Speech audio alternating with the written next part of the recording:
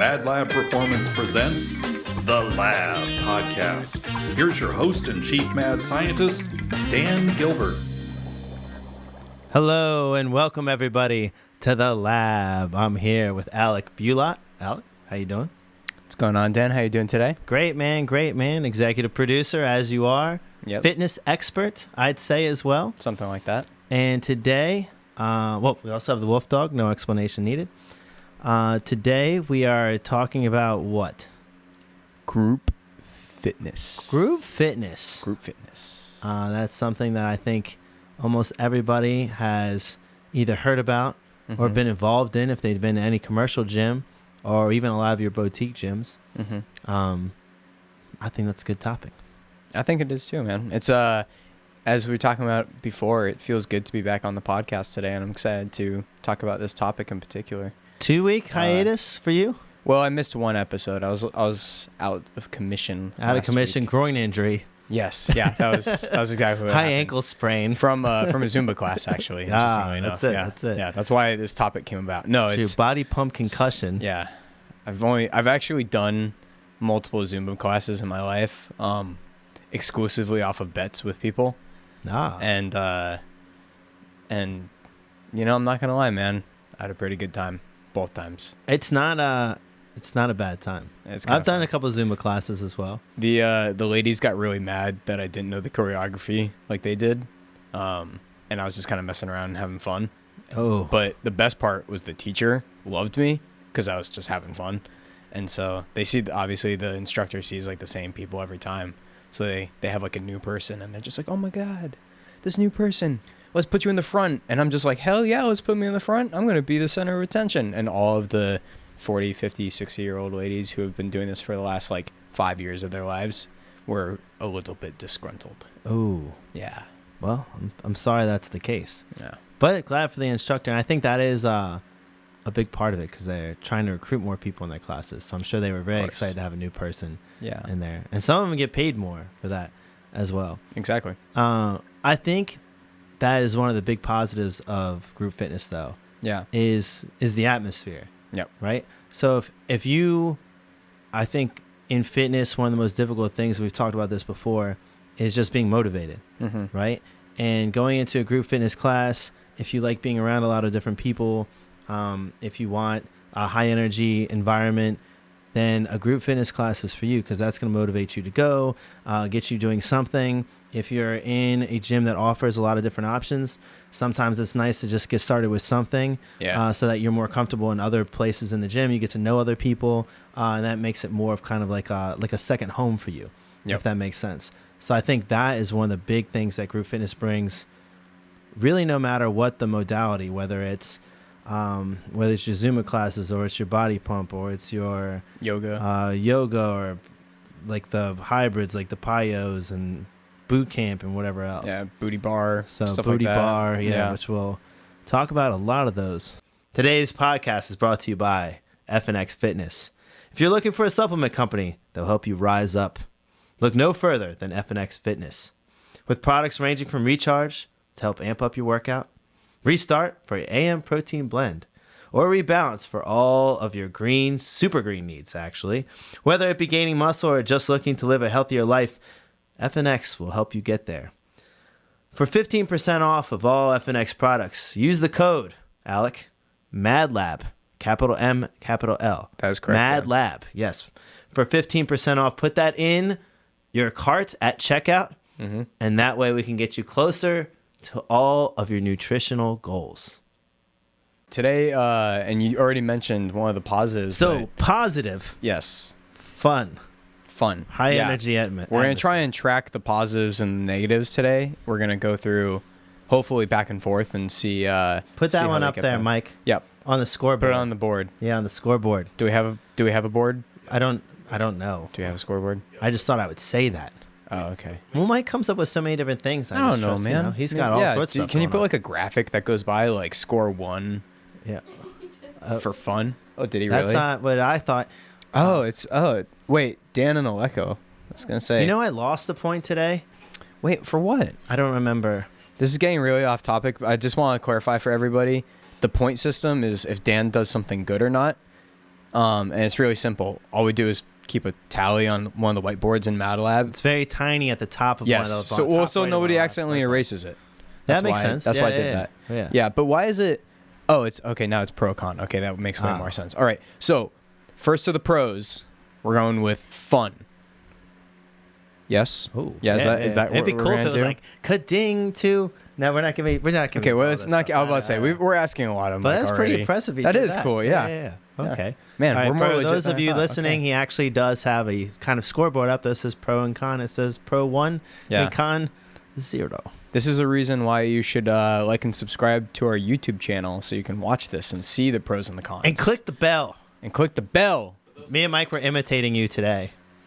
Oh yeah. Yeah, we were sitting. He was sitting in that seat, and he was like, share, and subscribe. Click that bell so you can notify. And I was like, back to you, Dan. So we were like going back and forth, pretending we were you. That's cool, man. Yeah, we felt and cool. you even did the promo today as me.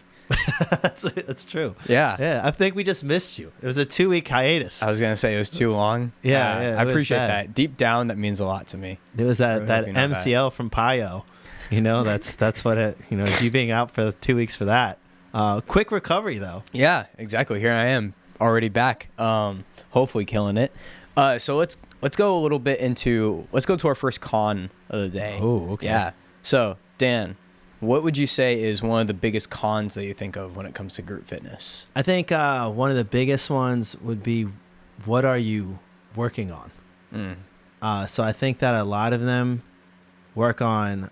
There's a ton of volume and conditioning.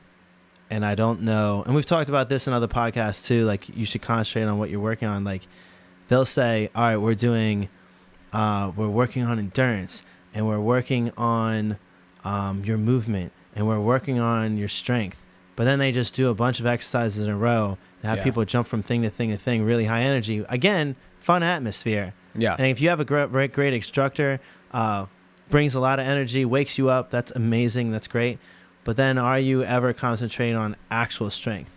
Yeah. Are you like, you're doing some kind of combat class, are you actually creating power? Yeah. And to me, the answer is no, right? Not enough rest. You're tapping in different energy systems. There's too much volume going on. Again, if that's what you're concentrating on, that's fine, but you should know that, and a lot of them advertise other than that. So con number 1 is going to be specificity or lack of there. Yeah, I like how you sum that up in just a word. Yeah, you're welcome, big guy. Okay, all right. Yeah. Oh, it's already up there too. Oh, sweet. Cool. Yeah. Nice. Mike, All right. man, you're a genius.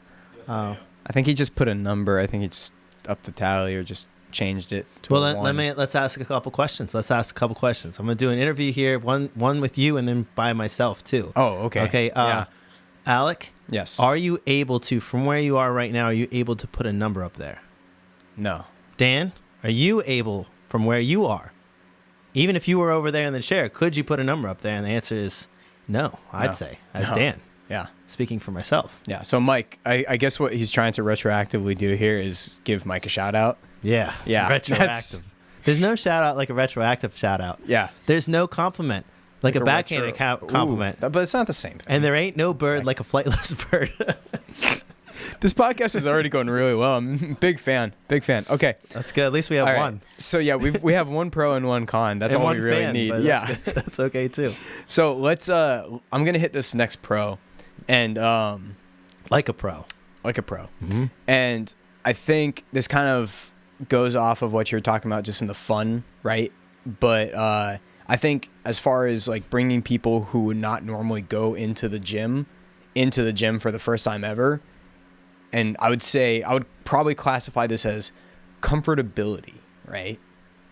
Okay. Right? Yeah, That group classes offer a certain amount of comfort for people because their friends will have, they'll have done it for a while and they're inviting them in, and they get the like 3-day trial pass at the corporate gym to go try that Zumba class out. And they're like, oh my God, this is the best time of my life. I just had the best 60 minutes I've had in the last 10 years. Woo, Zumba. I'm just going off of experience. That's accurate though. Yeah. They do woo a lot. There's a lot of wooing. A lot of wooing.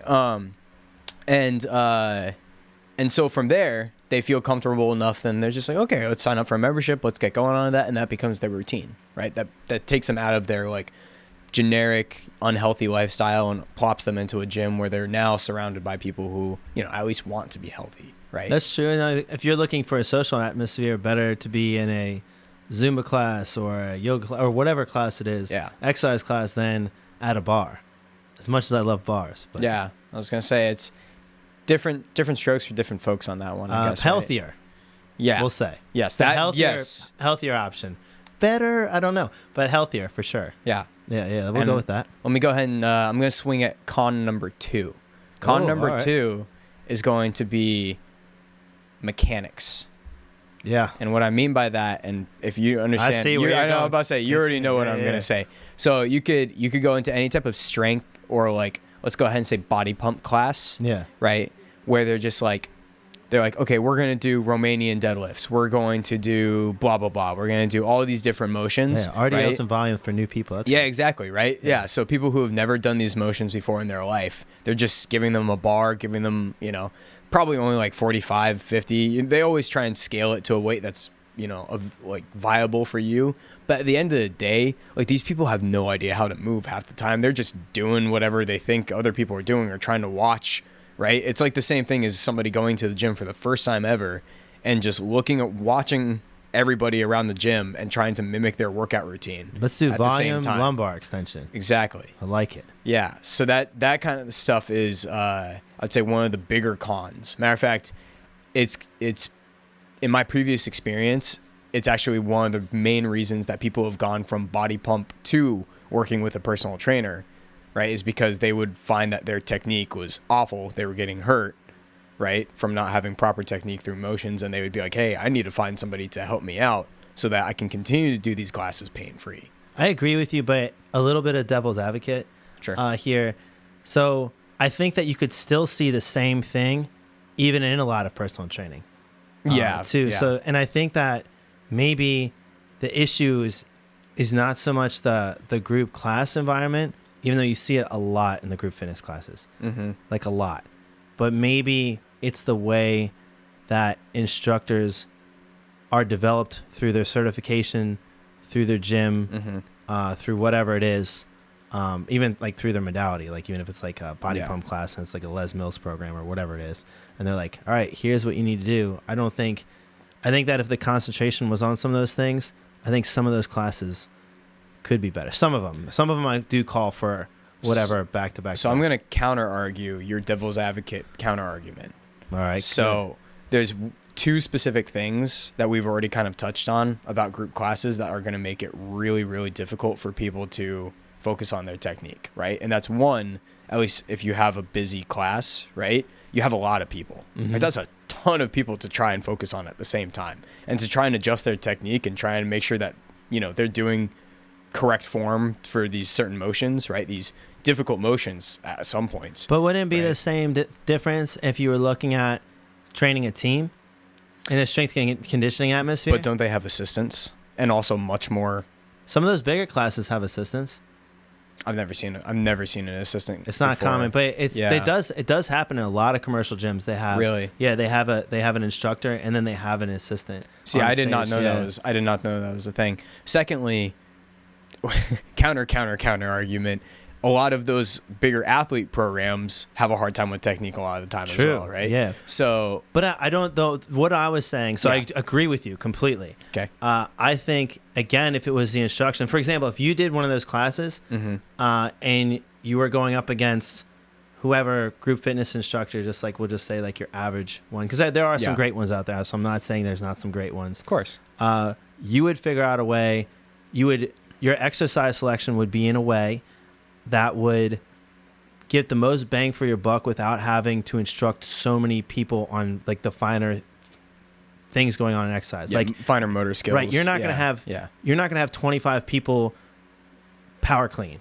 You're not gonna have 25 people do like an RDL. CrossFit. Right. Well, yeah, I mean it does happen a lot in those boxes, and we've talked about that on a podcast before too. Yeah. But again, I think that a lot of times that comes down to the way that people are developed.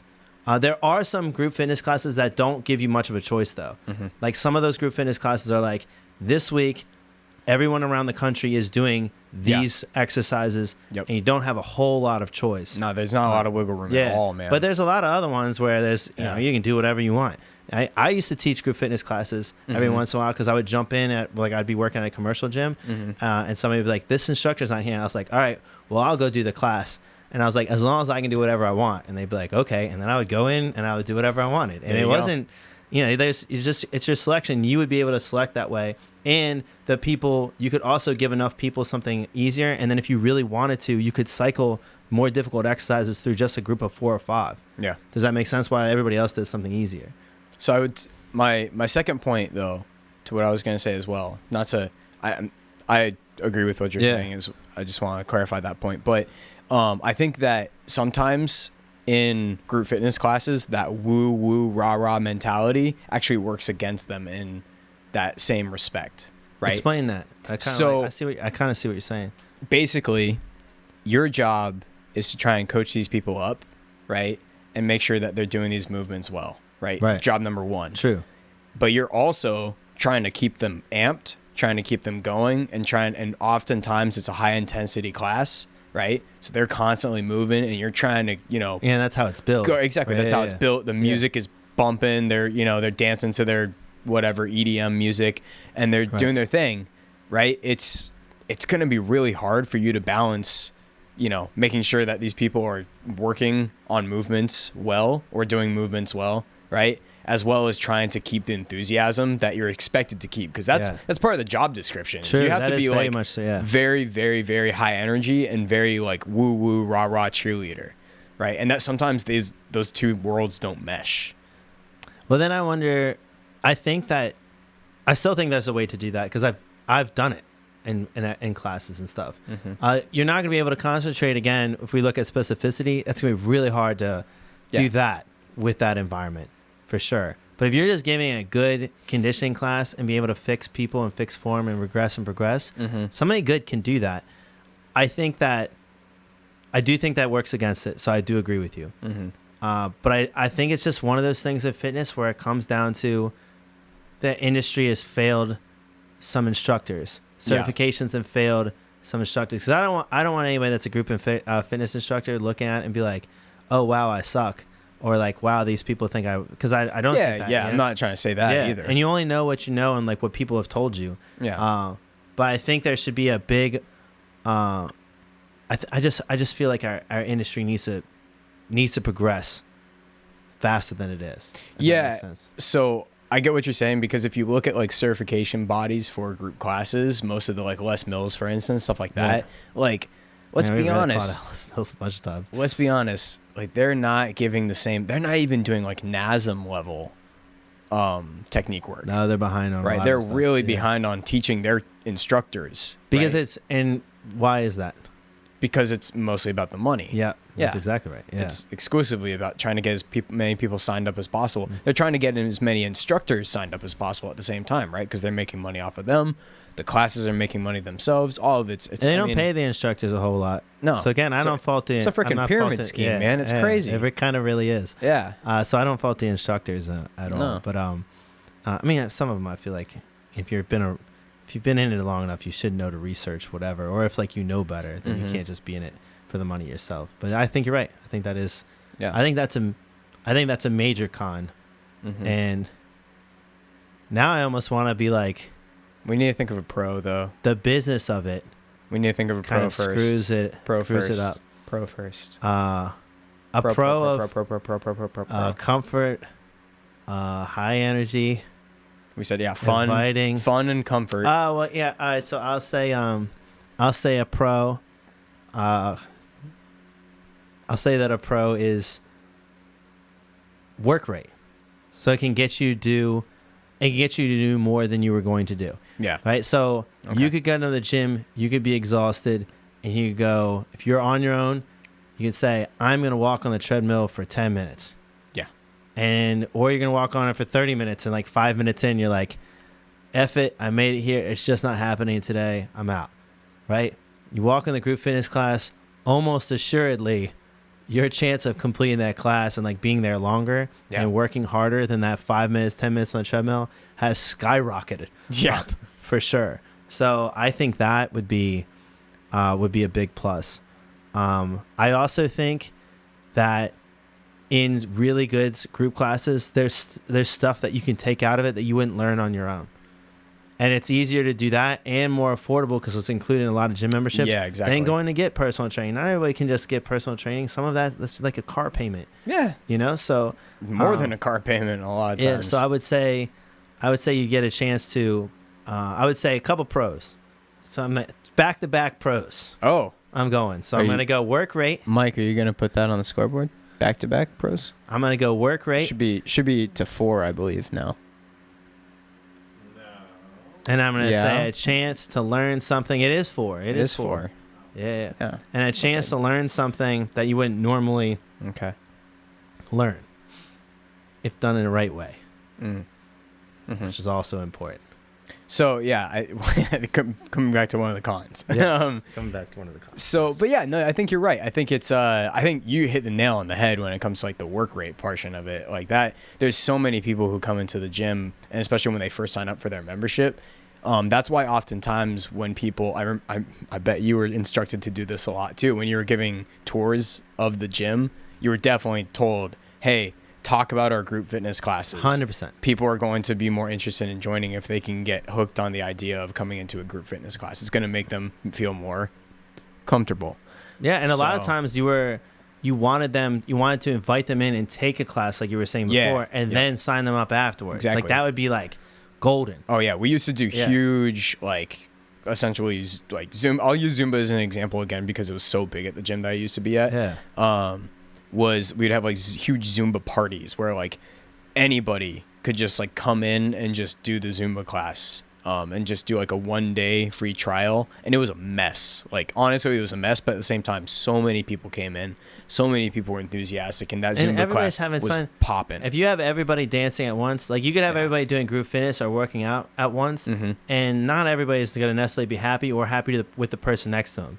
You have everybody dancing at once. Everybody is happy at the time and with everybody else next to them. Yeah. So it is kind of like a perfect storm. Like if you ever wanted to have anybody sign up for a gym, that would be like if you could do it on the back of a Zumba class or a Zumba party. That'd be the time. That's the time. And we used to sign up a bunch of people from that.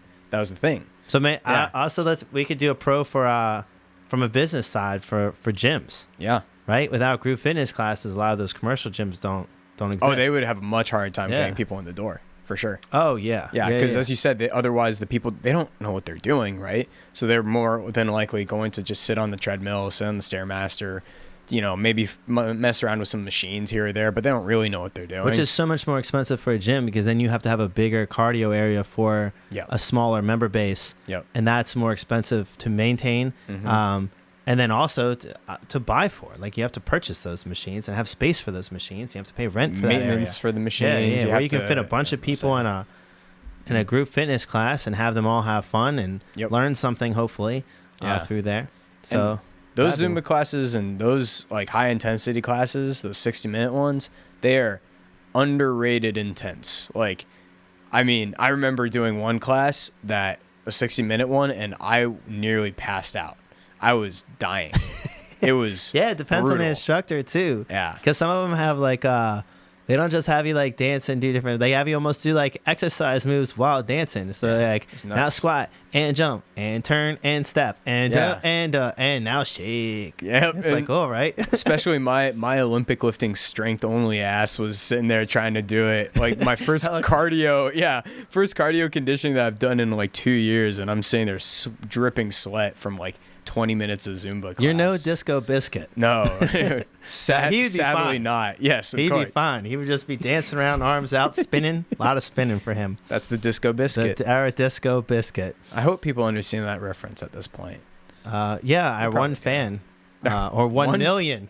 Fan. Well, didn't we come up with that? We had one fan just a second ago in the middle of the podcast. Did we? We said something like that. Okay, I said something in the middle of this. All right, let's go. I meant 1 million though. We have 5 pros and 2 cons. This is not what I expected the scoreboard to look like, to be quite honest with you. Yeah, well, we're very positive people. Very positive people. Yeah. Should we try and be more pessimistic for a second? I have a couple cons. Okay. So do you want to go? You want to go? Con? Do you want to go con? No, you first? go. You go. I would say that I'll take one of the pros and make it a con. Okay, so don't move it, just add.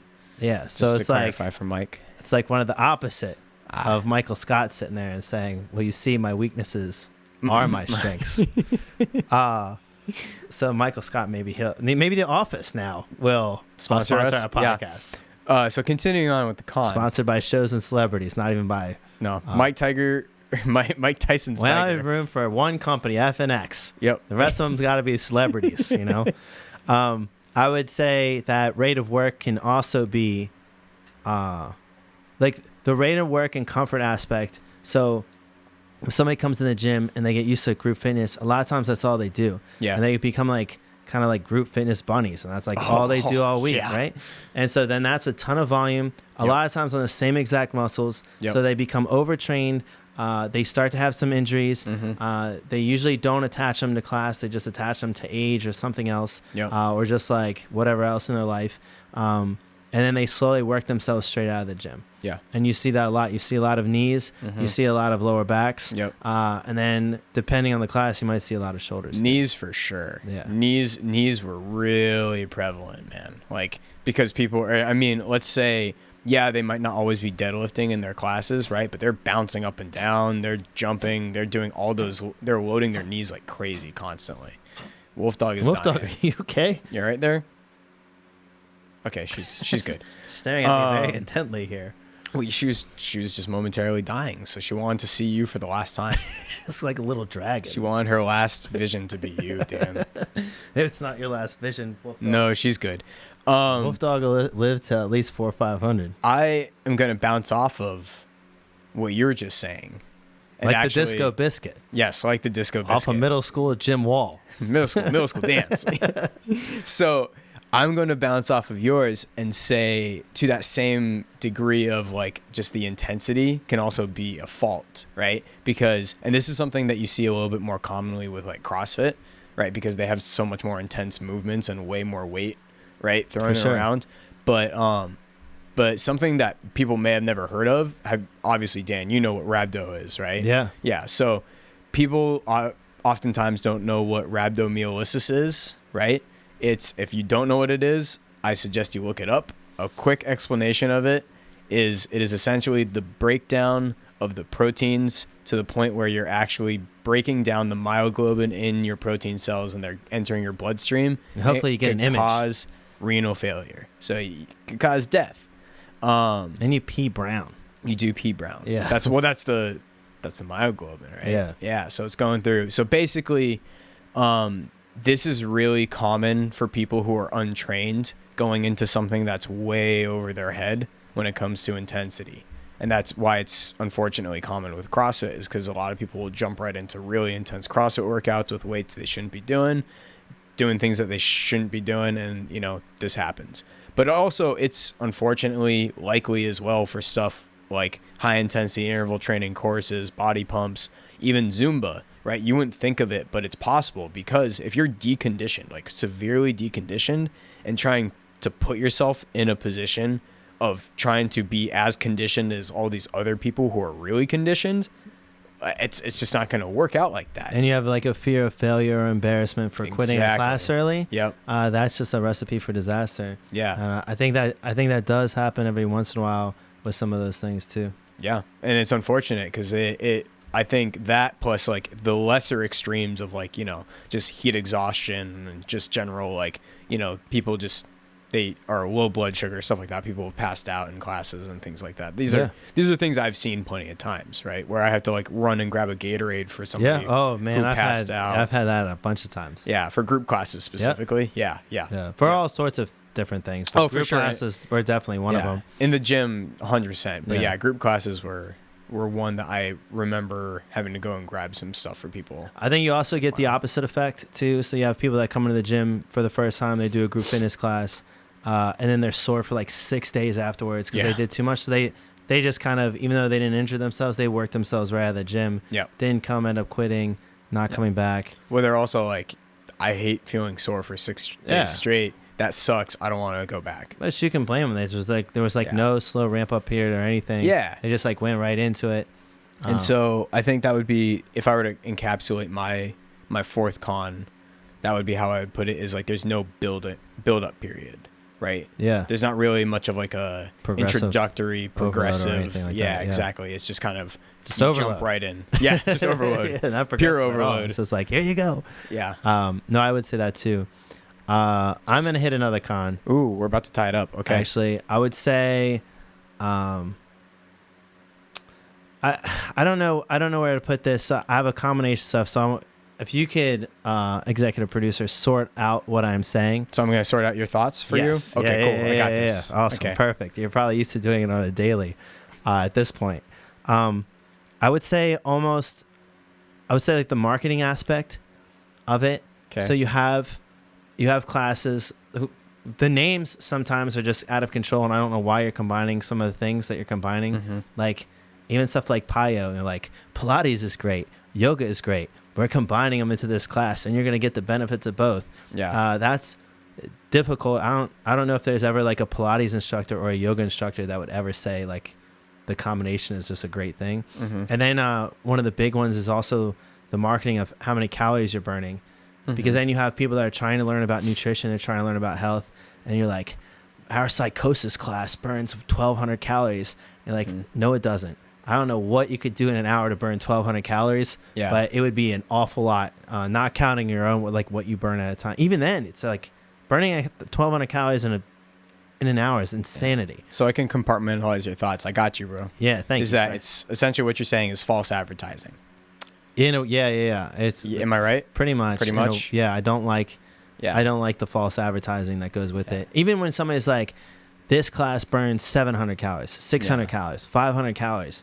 Like a Zumba class, maybe it burns in an hour like 300 calories. Yeah. Maybe, but even then, we don't really know. I'm about to say there's no real way to track that, right? Accurately. But people are taking, the problem is like when you say stuff like that, people are taking it and they're plugging it into the stuff like the MyFitnessPals and stuff like that, which are great that they're tracking something. That's amazing. But now they can't understand why they're not getting what they want. Yeah. Because their numbers are just completely off.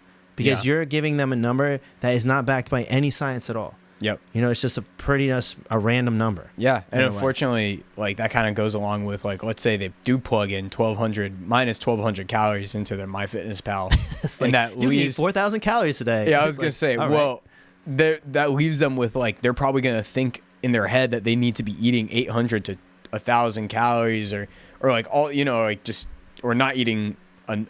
Eating too much. It'd be the opposite way. Yeah. So they end up eating like 2,600 calories, like Right. 2,800, 3,000 calories, thinking that they burned off 1,200 calories. And then they're gonna start gaining weight, and then they're gonna. Then there's gonna be a little bit of an episode where they're gonna be like, somebody's gonna be like, "Oh, well, you're gaining muscle," and they're like, "All right," and that does happen, obviously. But in this case, they might be gaining muscle, but they're also probably gaining fat too.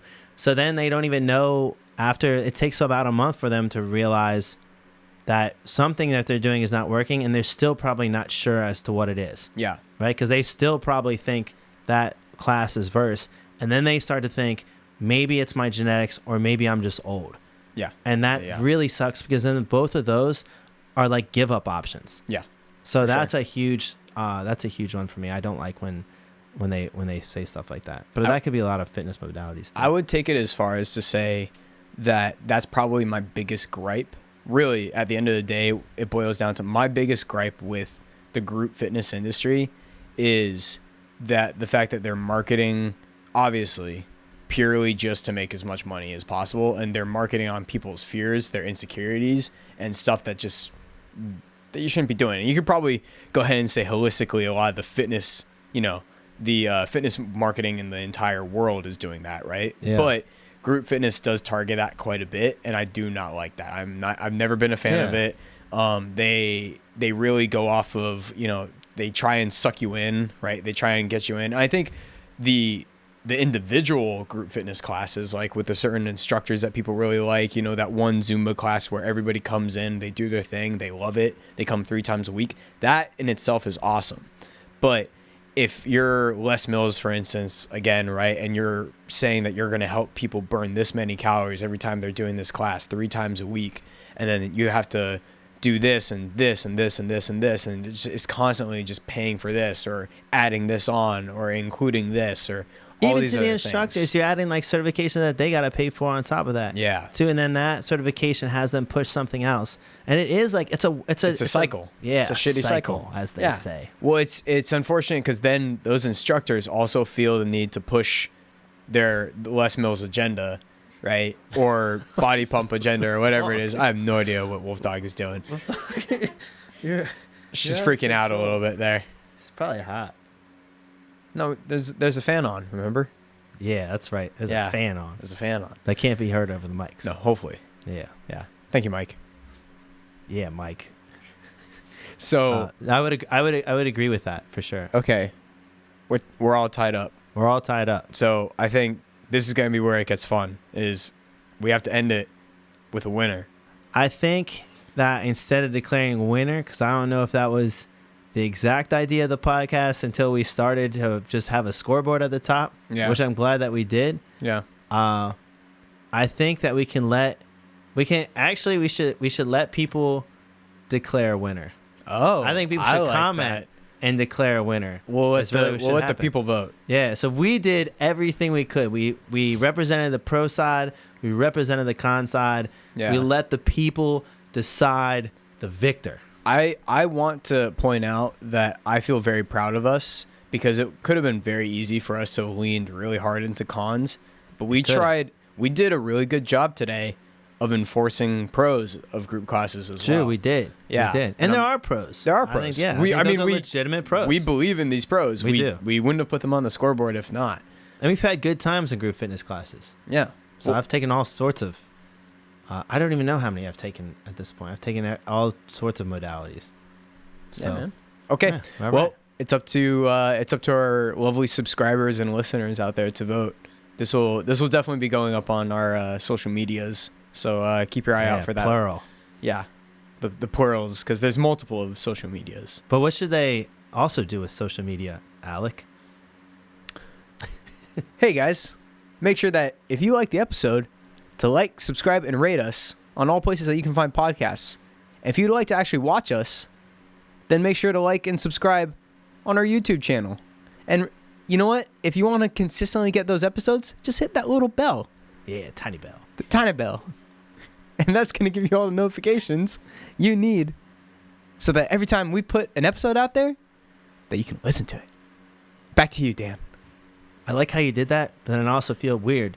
But not as weird as everybody watching this feels. Probably. But thank you guys for listening and putting up with us and the Wolf Dog for another episode of The Lab.